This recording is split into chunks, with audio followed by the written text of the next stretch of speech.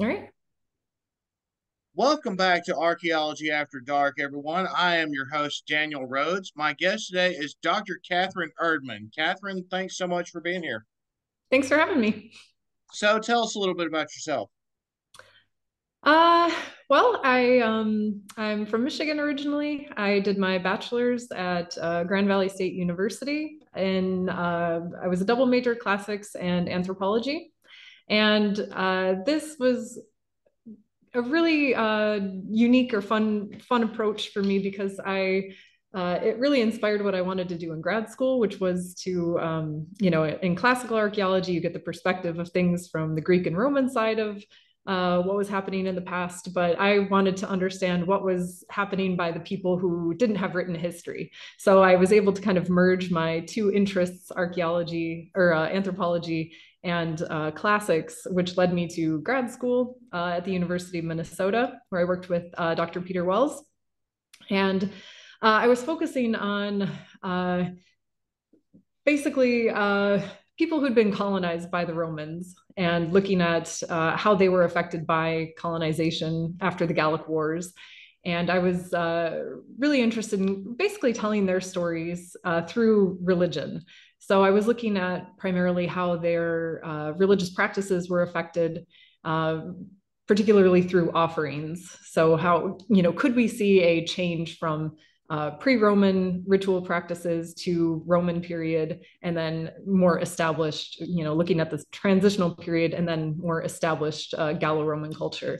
So that's, was sort of my history up and through grad school. And then after that, that's when I really started getting into more the public archaeology side of things and archaeology education, which is my focus now, my main interest. So, you're in Kazakhstan right now. Yes. Yeah, which is why it's daytime. Yeah. So, what led you from to study in Kazakhstan or teach in Kazakhstan? I ended up here on the teaching side of things, just starting some research now. So, like a lot of things in archaeology, it's just kind of a series of happy accidents that kind of lead you to where you end up. So after graduate school, the job market wasn't great. So I was just working a regular sort of office job, and everybody knew I had a background in archaeology. And this was 2015 when ISIS started destroying a lot of archaeological sites, and this was being shown on television regularly. And everyone just kept coming by my cubicle asking me about it, wanting to know, what's the archaeologist have to say about this? And I'd already done some community education courses for adults about archaeology. And I thought, okay, I need to change one of my archaeology classes, offer an archaeology class on this. So I ended up offering a class on this, looking at more heritage broadly. So places that were endangered or archaeology that was really contested by archaeologists as well as other people who have differing opinions on certain things. Uh, so I taught a class on this, and then I thought, oh, I should present this at the SAAs, and then I thought, oh, maybe I could make a sort of, what's the word, panel or a session on it. Sorry, the coffee hasn't quite kicked in this morning.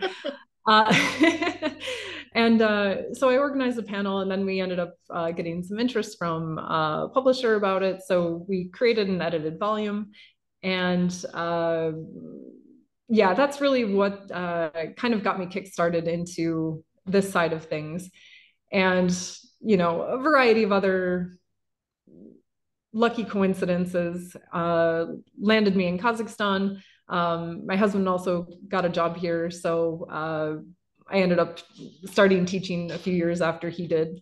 But it was because of this background in public archaeology and public education or archaeology education that helped me start teaching here because it was a very needed area that hasn't quite been fulfilled yet here.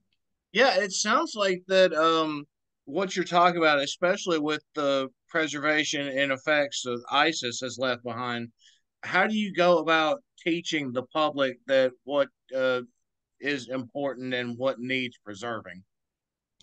Yeah, that's a really great question. Well, for that class in particular, I was kind of keeping it, pretty broad and in general, showing, here are some examples where people are arguing about who owns the past. Another example is the Elgin marbles. We talked about that in the course. And basically, who has the right to determine ownership of the past or narratives of the past, why those things are worth preserving. So I contextualized it in world history, coming at it from that angle and showing, what it is that we actually lose when history is destroyed. So, and that really appealed to a lot of the students in my courses. A lot of them were older, particularly senior learners. So people that have already retired and they're just still, they're lifelong learners. So they're really excited to learn about anything, especially with history. They had a lot of really great insights actually into how to make history more interesting for students. So it was a really nice kind of back and forth course in that sense. So when we talk about artifacts in Kazakhstan, what types of artifacts are we talking about? Are they like stone tools? Are they ceramics? I know Kazakhstan has been occupied by various empires throughout history. Yeah. So I'm just starting to get into the local archaeology a little bit more. Uh, and, we've got, there's a bit of everything. We're not so far from Denisova caves. Um, so we've got some Paleolithic history, so stone tools, bones, environmental DNA is kind of coming out a little bit in various areas. A colleague of mine in our department works on Bronze Age, also some Neolithic. So we have, yeah, stone tools, ceramics, burials. Probably the most famous time period in Kazakhstan is we have the Saka burials and Scythians. So we've got these very elaborate kurgans, which are kind of equivalent to the tumuli burials in Europe. So very elite people buried in these giant mounds. And there are sacrificed horses within these. There are very elaborate gold and bronze, head to toe personal ornamentation within these burials. So those are probably the most famous examples. But yeah, now it's interesting because there is this huge, time depth of history here as well. And a lot of it hasn't quite been explored until more recently. There's also the fact that we're along the Silk Road. So we've got a lot of interesting cross-cultural influences there. There's this whole Turkic era, which is more medieval. Yeah, it's really a little bit of everything. And then even more recently, as you mentioned, one of the more recent colonization has been by the Soviet, or this was part of the USSR. So we've got Kazakhstan actually was one of the main centers for these Gulag prisons. So we've got a lot of these camps, which are looking toward preserving these in the future, and some of the mapping out the sites and keeping those records while we can. And I imagine, mapping out or even attempting to work on a site like that with everything that's going on with, involving Russia is a touchy subject to people. Yeah, Kazakhstan in its education, across the board, is going through this period of decolonization in their history, or within their education system. So, offering this more traditional insight or perspective of Kazakhstani Kazakh culture and history, that's becoming more influenced in the narratives now. Looking at how can we talk about these things without it being this the focus being on Russia and what they've done, but what does it mean from the local perspective or the local history. Yeah. What do Kazakhs and Kazakhstani people have to say about it? Mm-hmm.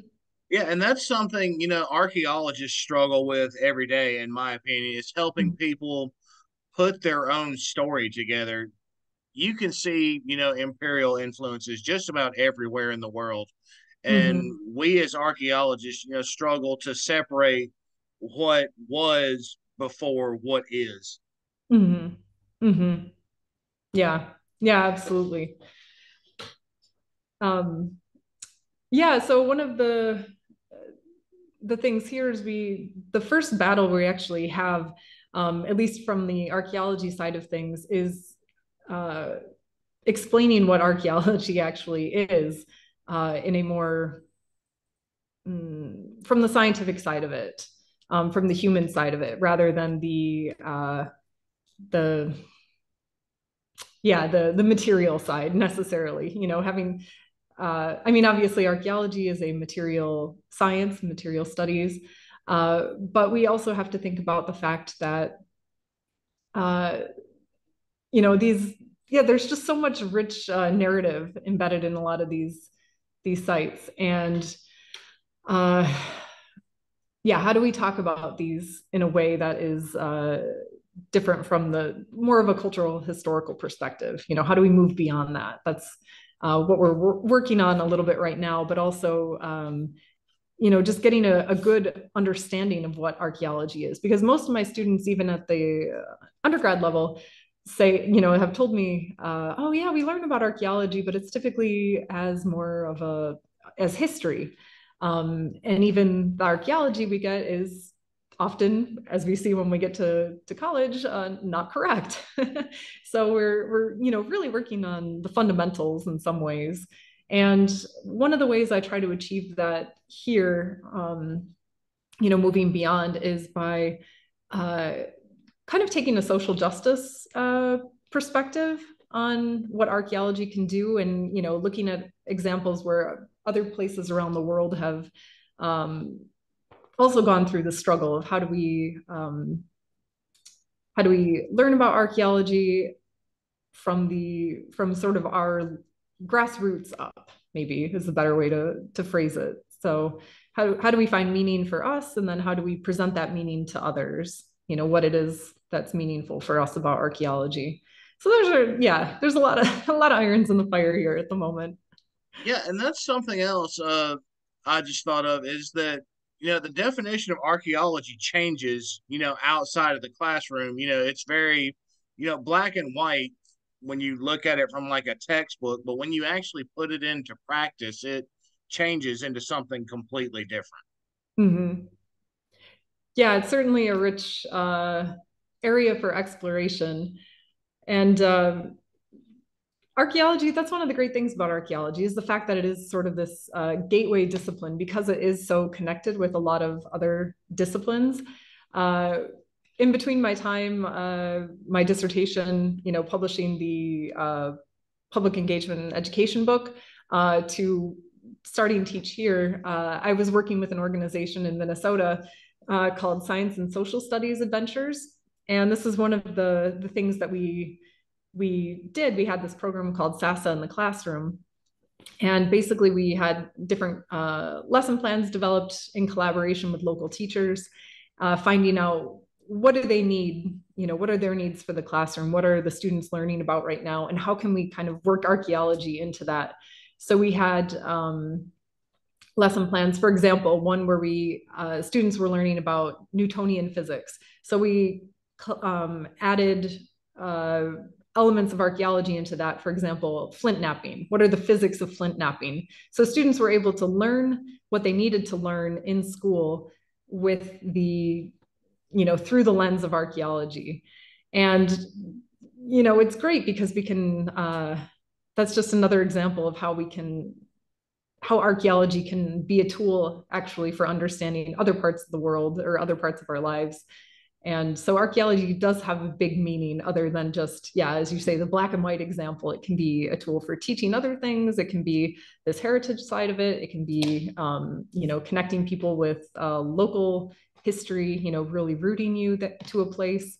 Yeah, it's certainly diverse. Yeah, and that's something that I think about on a fairly regular basis is when we actually find like an actual artifact, it changes how people see history. Like history becomes, something more than just a story that we Hmm. learn from, our parents, grandparents, or a textbook in class. We have an actual solid object that proves that the story is real, like it happened. Hmm. Hmm. Yeah, absolutely. Yeah, there's nothing quite like connecting people to the past other than, an artifact. I mean, it's incredible. Yeah. It makes them, it gives them like an actual investment in their country or community or whatever. Yeah. Yeah. Yep, for sure. So, public archaeology in Kazakhstan or anywhere else in the region, how do you go about doing a program like that? I know you're still getting settled in, but how do you I understand that it's a very volatile region. So, how do you do a public program and still show people the value that you're trying to teach them? Um, well, I mean, really it's not actually that volatile here. We, there's some conversation, I guess I should say, about what's happening with Russia and Ukraine. But for the most part, people here are, we don't have a lot of issues here. A lot of people think that we're kind of in the thick of things, but we're not. So it's good we're not really affected directly in that sense. Uh, but the yeah, getting archaeology kind of up and running. My first plan, and something we're just starting, literally just got approved this week, was to offer a mini archaeology camp for local students. So we were fortunate enough I'm teaching at Nazarbayev University in the capital city of Astana, previously called Nur-Sultan, earlier or last year. We've gone through a change of the city name. It's complicated. But yeah, Nazarbayev University, last year, our department was able to acquire a space on campus to develop this outdoor archaeology lab. So we were lucky we had a big excavator come in, dig out this, 100 by 50-meter trench, and we gathered a bunch of artifacts, locally donated modern ceramics. We had another one of our faculty making stone tools and leaving the flakes in there. We deposited some seeds or food remains and buried this whole area. So in the next, 5 to 10 years, students are going to come here and be able to practice excavating. So they have basically a mini field school before actually going into the field. So benefits of this is that we're able to train our students in excavation methods before they actually go and interact with real archaeological sites. So better news for the site rather than learning on the site itself. They can learn here how to excavate properly, how to document and catalog everything. So that was one of our goals for this space. Another one of our goals for the space was to have an area where we could start bringing in the public from outside of the university to learn about archaeology. So we just, circling back, I said we just got permission this week to run this archaeology camp for young kids. So we'll take a portion of this, our trench area, and open this up to students aged about 10 to 12 years old and give them that first experience of archaeology. And during the camp, they're going to learn, it's going to be 5 days. We're going to offer it twice. So they're going to learn the basics. What is archaeology? So really emphasize it's not dinosaurs and not paleontology, very different things. So that'll be the focus for one day. Another day, they're going to learn what methods archaeologists use for learning about the past. Another day, they'll look at what do we find? So we'll talk about sites and spaces. And another day, we're going to look at different artifacts that archaeologists find. And then the last day will be, why is archaeology important? Why does it matter? And then during this camp, we're going to be offering, making connections with some of the archaeology in Kazakhstan, so that students are thinking, oh, okay, we have this too. These are important sites. These are why our sites matter. And we recognize that, and that's the other thing we have to think about with archaeology when we're working with younger students. They're not going to get the whole big picture that first time around, but offering this little bit of exposure here and there is what can either pique their interest for the future. It might at least give them some sense of appreciation. And really, just any sort of hands-on learning experience has a really strong and long-lasting impact within archaeology education. So and this is something I covered in the volume I had edited on the subject. Was, we have to get them interested at a young age. Then we have to figure out ways to foster and maintain that interest over time if we truly want people to be passionate about archaeology their whole lives, and to create allies and people that are going to help work on preservation and promoting different ideas about archaeology and why it matters over time. Yeah, that's something that everyone struggles with is once we get them interested in archaeology, we have to push them. Well, I shouldn't say push, more like nudge them in a direction to where they stay interested and invested, and they keep going down the rabbit hole in a healthy way, of course, Yes. but still going down the rabbit hole. Yeah. Yeah, absolutely. And there's a variety of ways we can do this. We last summer we started our department, we have a laboratory here as well. So we started an Instagram account, and our lab assistant is just this, killer Instagrammer now. She's creating really fun content, um, interesting content where it's also telling others about archaeology in Kazakhstan. So she did a reel on who are the famous archaeologists coming from Kazakhstan, what are some of our most famous sites.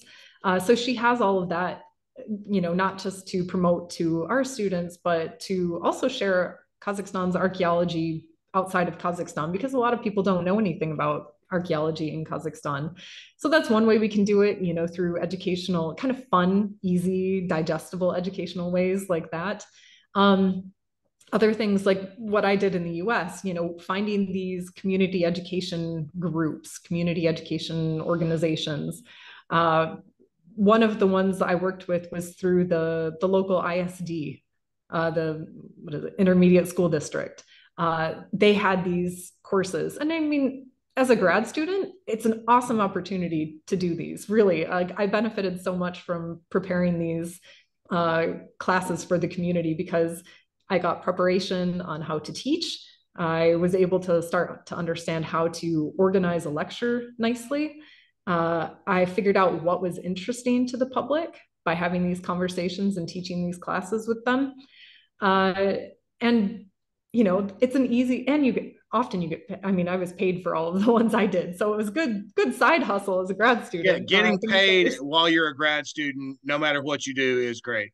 Yeah, yeah. So I mean, and like, a lot of these classes ran 4 to 8 weeks and would be like once a week for just a few hours. So I mean, a few $100s as a grad student really makes a difference in your monthly salary. So just as a little side promotion, but it's a fun and an easy way to benefit yourself, but also to work with the community and put archaeology out there for people in a different way. Because I think that's one of the main issues that we think about with, or most people think about with teaching the public about archaeology is, they think it has to be this huge program, and it's like so overwhelming, and it's hard to think about, finding the money to run those programs. Just it can be a lot of logistics, but doing one of these courses through a community education program, you don't have to do you don't have to worry about money, because the program is established, it's already up and running. You don't have to worry about recruiting people to come and attend your classes, because they will fill up. Like, honestly, they fill up. Yeah. because people are like, archaeology, yeah, nobody teaches us about archaeology. It's very different from like a lot of these standard classes that are offered in community education programs. So, I mean, yeah, it's just a really easy, nice way to start interacting with the public about archaeology. And it's one that I don't think a lot of people think of. Yeah, and something else that I've noticed this is since COVID, people have taken more of an aggressive interest in public programming as far as archaeology goes. That Mm. it wasn't that we couldn't do those things. Well, now we can. We can actually get back to interacting and Yeah. working with the public in an archaeological capacity. Mhm. Yeah, it was certainly one of those things that wasn't quite as restricted because you were outside, so you could do, little outdoor projects or excavation. But yeah, definitely, archaeology is a good one for that sense. Yeah. So we're getting close to the end of the episode. Catherine, what advice would you give to anyone who's, wanting to go down the rabbit hole of archaeology, assuming they haven't already? Uh, you mean for anybody or students or what? Well, students are, I think, a majority of the audience for the program is students, but just anyone really. Um, well, for me, you know, I I love archaeology for archaeology's sake. However, I think one of the big shifts we're going to be seeing in archaeology in the future is uh, everything. It has to be meaningful, and it's going to have to involve the public. So when you're thinking about an archaeology project or program, think about how you can use it to influence and tie into other things that are already around your life.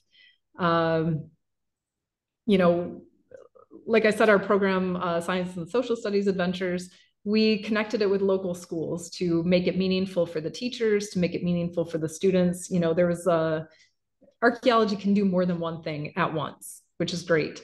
Maybe you want to use archaeology as a way of connecting people to their past or giving people who haven't had their own voice or haven't had their own story told, um, offer them that opportunity. So just think about what can archaeology do as you want to explore the topic further. What use can it have for the public? Because ultimately we have to answer to the public and multiple publics. And yeah, it's a big responsibility. So we have to think about how to maximize that benefit and maximize the story that archaeology can tell us. Yeah, and the thing is, the public never runs out of questions. They always Exactly. have more questions. Exactly. Especially, I mean, we always have, there's so many changes every year with technology and just resources available. So it's dynamic and you never get bored of it. So yeah, it's good for that reason. Yeah, the questions go from what is this thing that I found to what is that guy doing with that fancy computer thing. Yeah, for sure. Well, Catherine, it has been a pleasure having you on the show. Thank you so much for joining me. Thanks for having me. Good luck. Bye, everybody.